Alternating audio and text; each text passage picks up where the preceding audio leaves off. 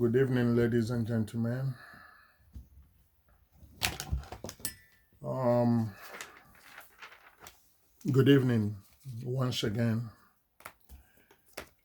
from here at the grand studio of Unique Images Media Group.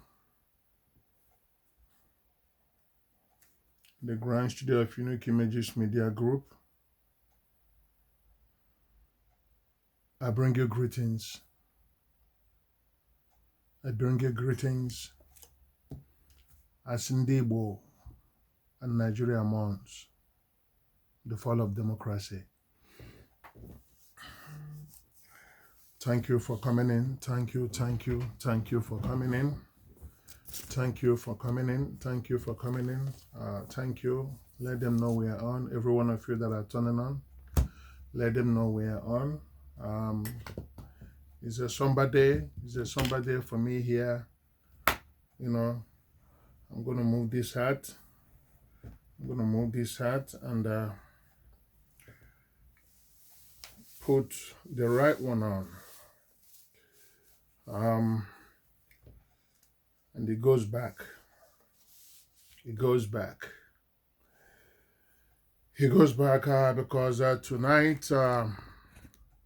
tonight, I believe every Nigerian should be mourning. Every Nigerian should be mourning tonight, and wherever you are tonight, as a Nigerian, especially Ndibo, anywhere you are tonight, I want you to join me because ihe ukwu melo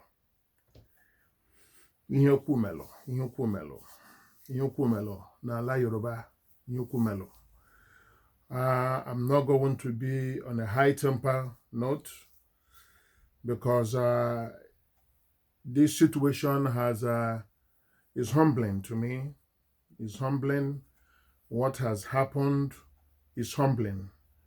Thank you for coming in.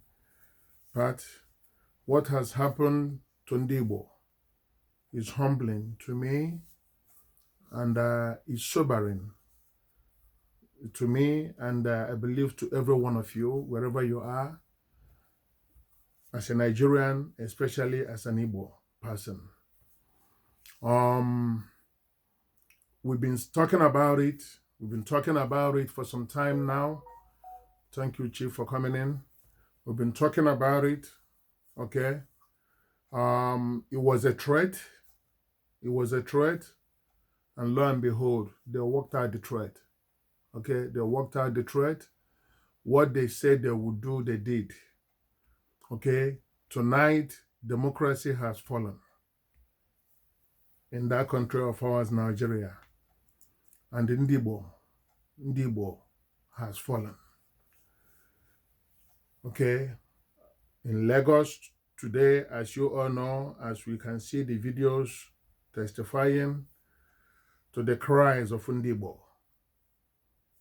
And I believe every one of us, as Nigerians, especially Ndibo, had that cry. If you've not had that cry, there is a cry calling in the land of Lagos.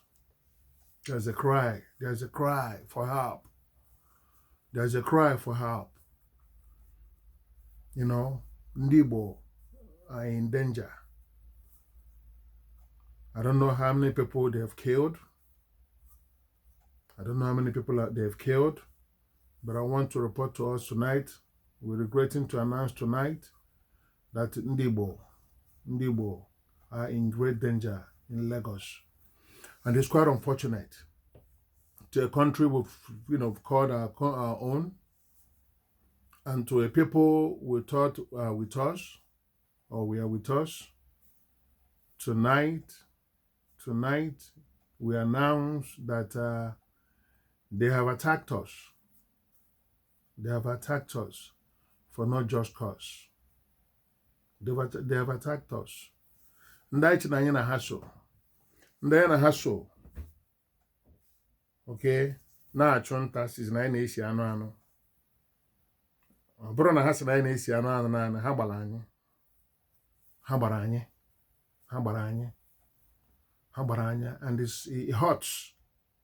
It hurts. It hurts. So tonight, like I'm saying, I don't even know where to start.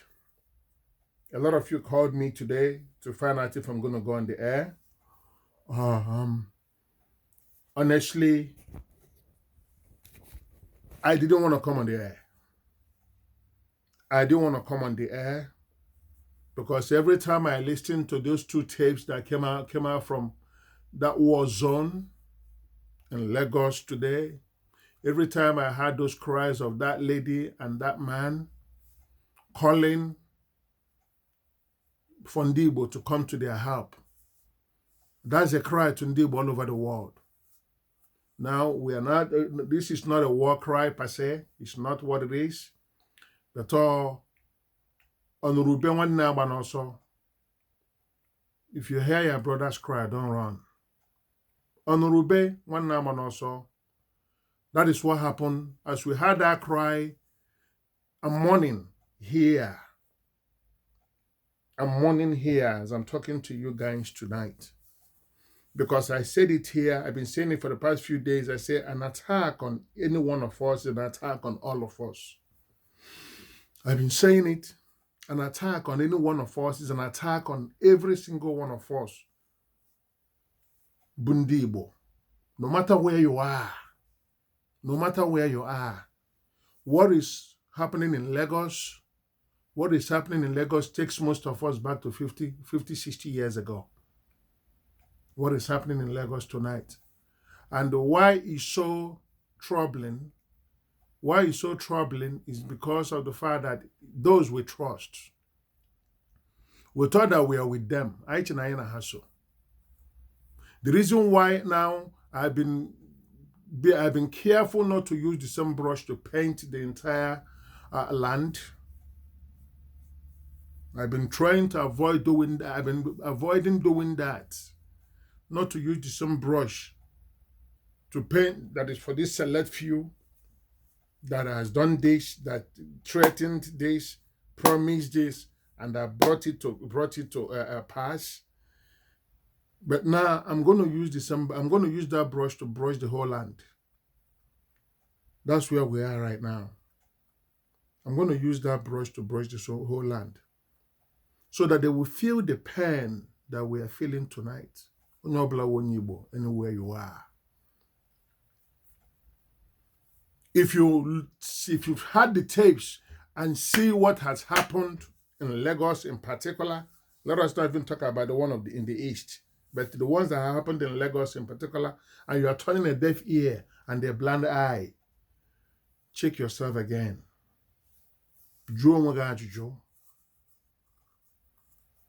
You can be saying where you are in the comfort of your living room, in the comfort of your bedroom, and wherever you are, comfort of in America, you are in America, you're in Europe and anywhere, Asia and stuff, and you say, no, what is happening there does not concern me.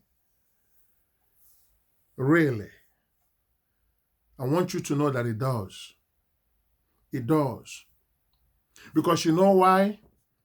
Whoever that died today, those people they shot, don't have any reason. They could have been as selfish as any one of us want to be now concerning the situation. They could have been as selfish, I would say, we are not coming out. But we called them, we in the diaspora, who couldn't go especially, who couldn't go there to vote. We called them and we asked them to go and stand in guard for us. I, for one, I did it on this day. Most of us put out a plea. We call them to go and defend the democracy for every single one of us. Every Nigerian anywhere in the world today should be mourning for what is happening in our fatherland. Every Nigerian. But I still say it again, especially the Igbos. Especially the Igbos. Because we'll be asking this question, why this hatred?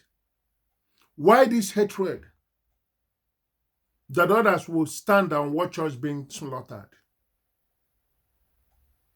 To the extent that even the men in arms we are today releasing their arms to the thugs to shoot your own, to shoot my own.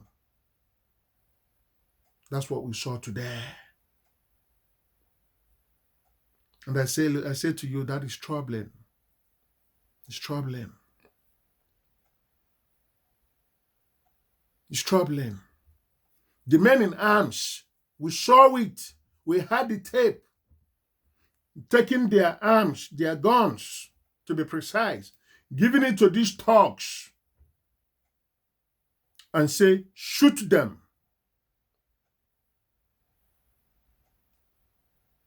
Yes, Chief. Yes. It looks like he's coming to that.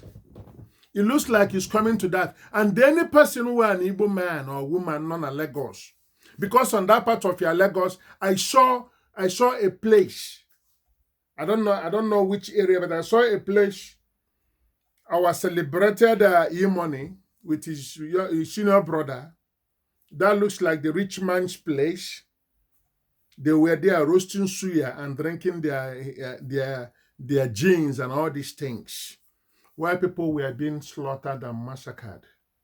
Your own people. And you were there smiling. Smiling. Because it wasn't coming. The rich smiles. And the poor cries. That's what it is. The rich, and some people were saying, this is how election's supposed to be. Yes, quite all right. That is how it's supposed to be. That is how it's supposed to be. But I've not seen any of them come up today to condemn this thing. Because you know why? Lagos is favoring them. Lagos is favoring them. And Superman Haga be no.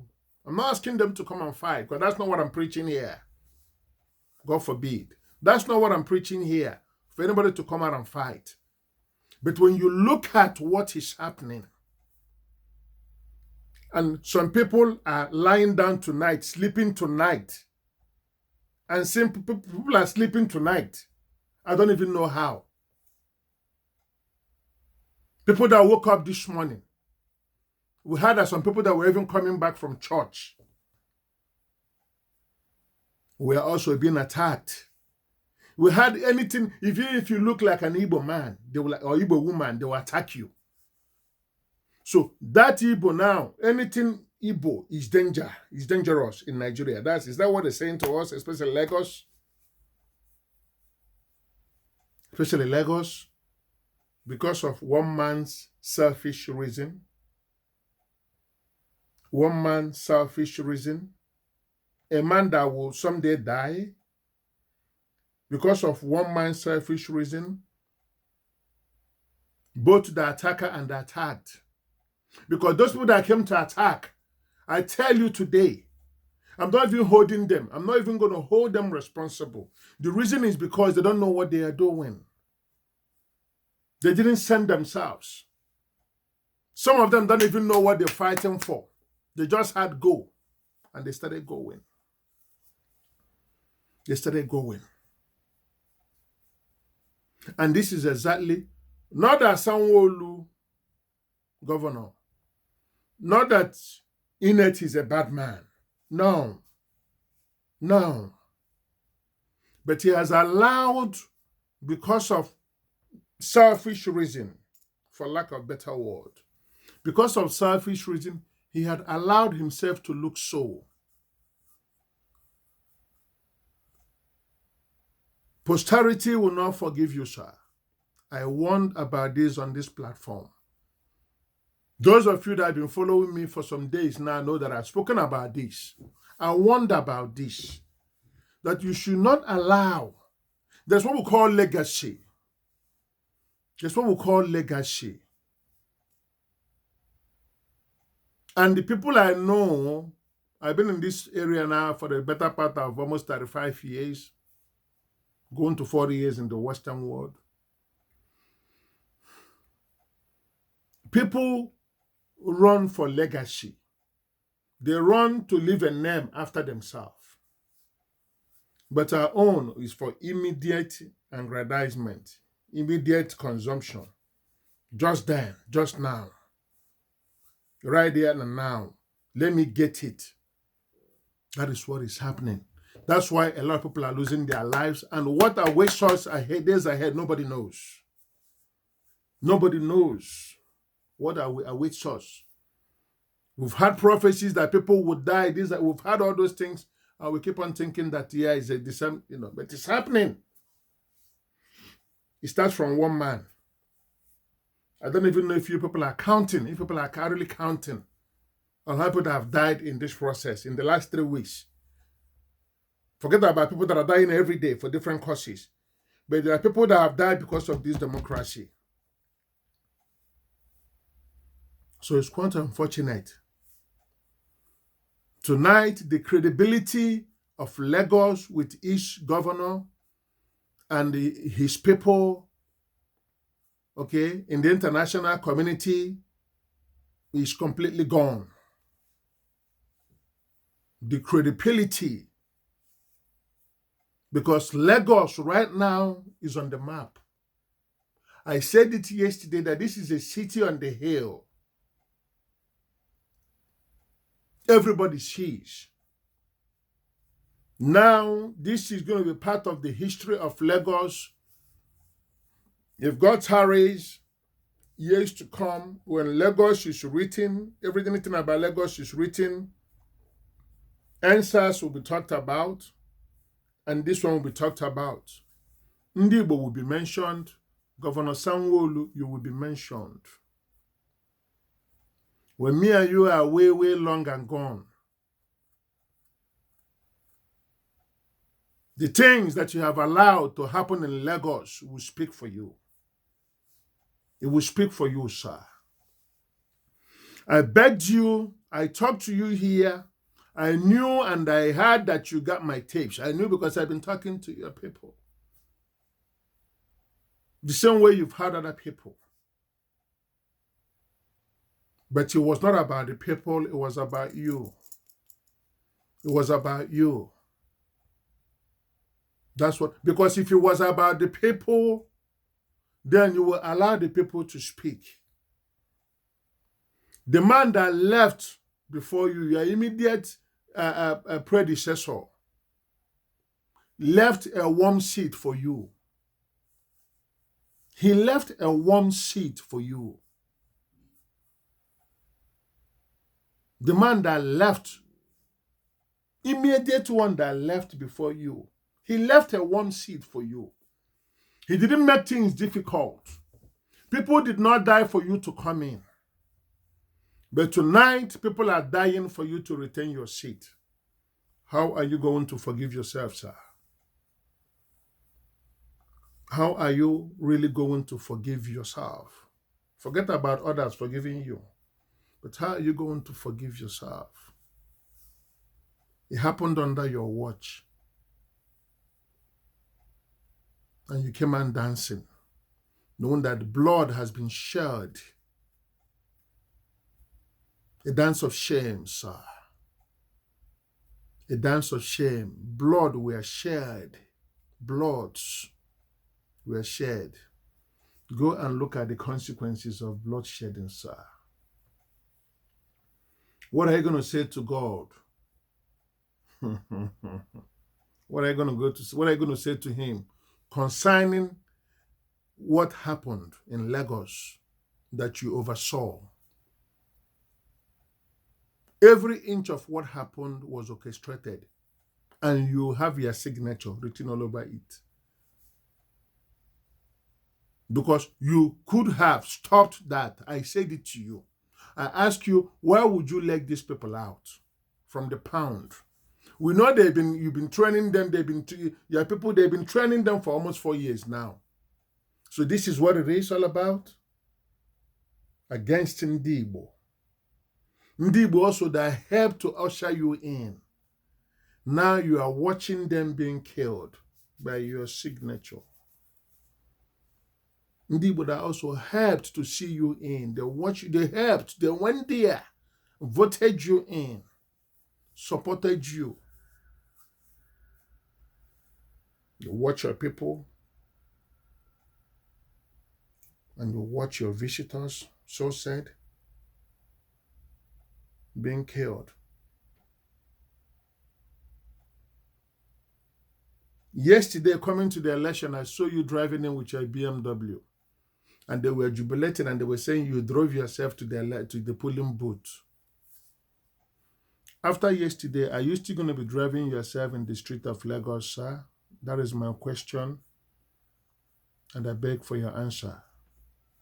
After yesterday, after that election day, that you drove yourself to that polling booth to cast your vote, are you still going to be driving yourself in the street of Lagos by yourself? So, because you needed to satisfy an urge. Nothing has a meaning, sir, until you give it a meaning. You made your mark. You made your mark. You could have left being celebrated without bringing all this mayhem to the city you claim you love and the city you run, or the state you run, I'm sorry. You don't have to do this thing to your state. You've left an everlasting pain and wound and pain on the state, and if not, the entire region. Makinde won an election yesterday. We've not had anything whatsoever. There were other APC governors also that retained their seats, and new ones that are also coming in. We did not hear about this kind of violence in Lagos. We're hearing. The other places also, Yorubas are living in Nigeria and Igbos are living in Nigeria. We didn't hear this kind of violence. And sir, under your watch, the streets of Lagos bled. The streets of Lagos bled. How are you going to be able to run your car on those streets? When you even eventually come to those streets, what do you think the blood of those people will be saying to your the tires of your car? Chai. What a shame. Just for you to retain your seat for the next 4 years. And you took the life of people. Like I said to you, your actions are humbling. To me, sobering. To me, your actions in the last week or 2 weeks. Now, let me not even say in the last 1 year. But in these last 2 weeks, your actions are very, very, I've been following things and I've been hearing you here and there quite all right, yes. And rightfully so, yes. And part of what I've been crying for is just this, what eventually happened on Saturday. That's what I've been crying for, and that's what everybody's been crying for.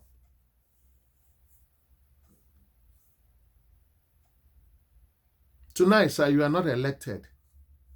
Let me remind you. You are not elected. The people did not elect you. So your next 4 years is going to be run in shame. Sure. You are not elected. The people did not elect you on this Saturday. You stole and murdered yourself in to retain your seat as the governor of Lagos State. It's quite unfortunate. It shouldn't have been so. I pride you that you lived in Florida. I must still remind you of the Florida days. I still remind you of that. You lived in Florida and everything. If they have murdered you in the street of Florida, would you have a reason to do anything in Nigeria? I bet you still have people here in a safe land. and the land you run, which is a very big privilege and an honor to be the governor of a state, one of the, if not the biggest state or mega city in Africa, not even in Nigeria, in Africa. And tonight, that state, it bleeds. It bleeds. It bleached blood. It bleached blood.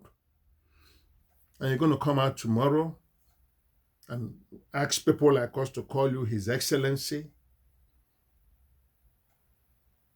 Well, like in the words of my principal, you are asking for His Excellency when the way you ushered yourself in there was not excellent. The way you got in there was not excellent.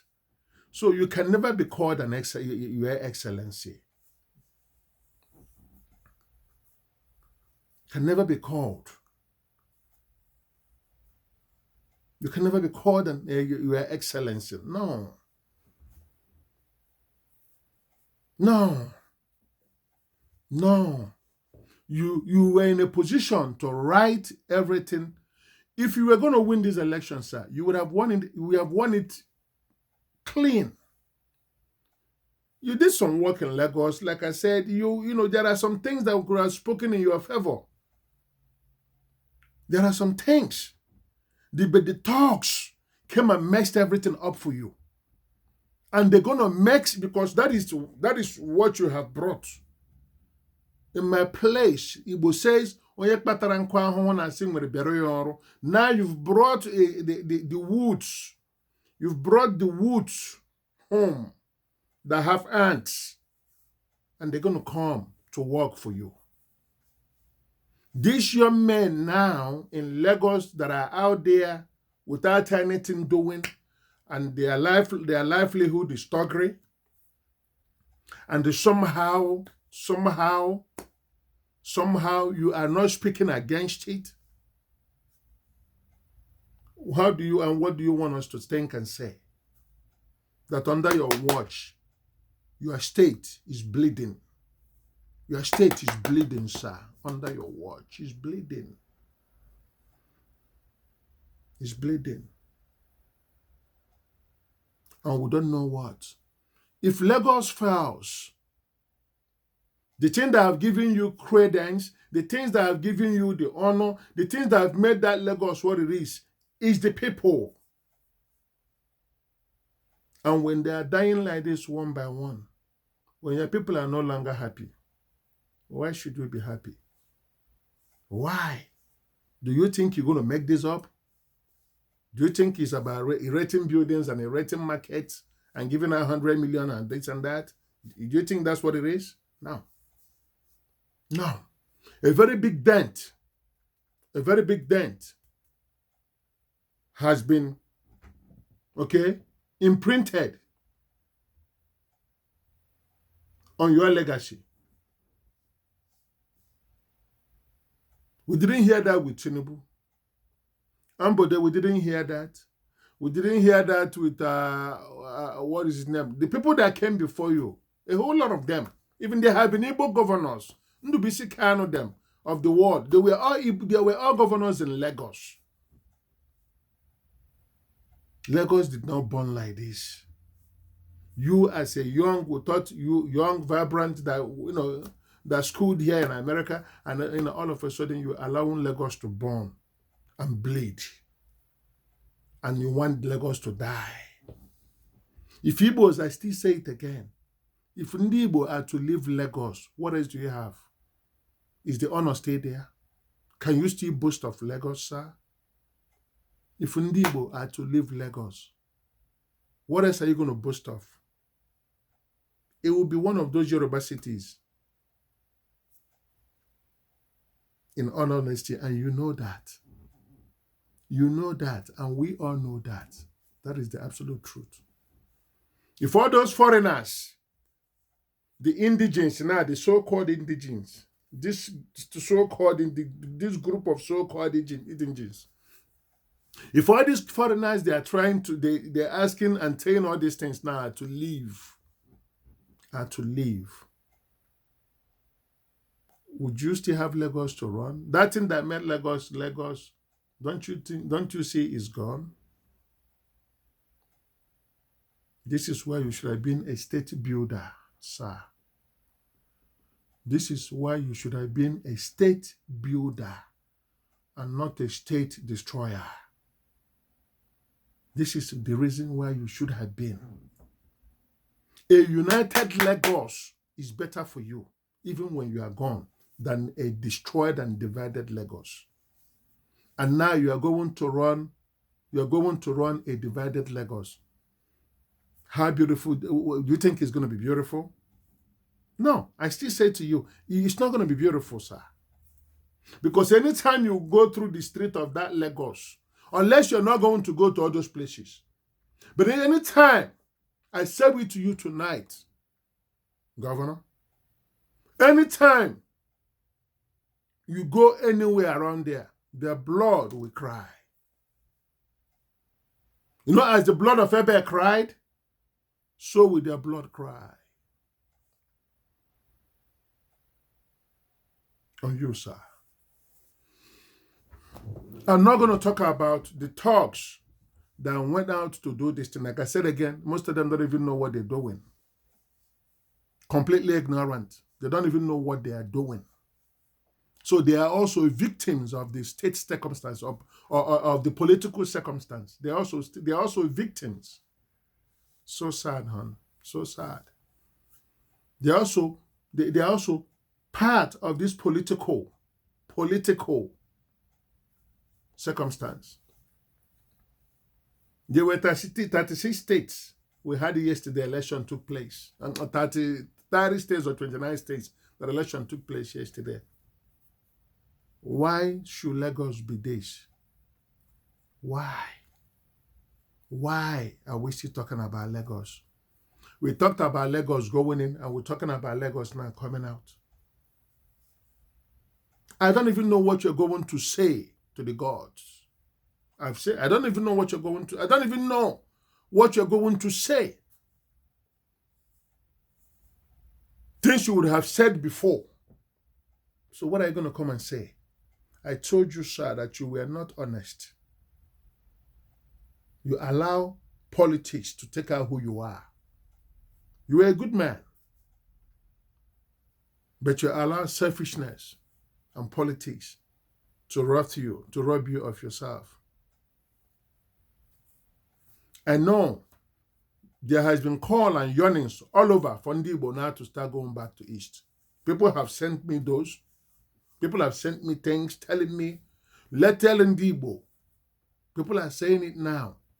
But Governor, if that has said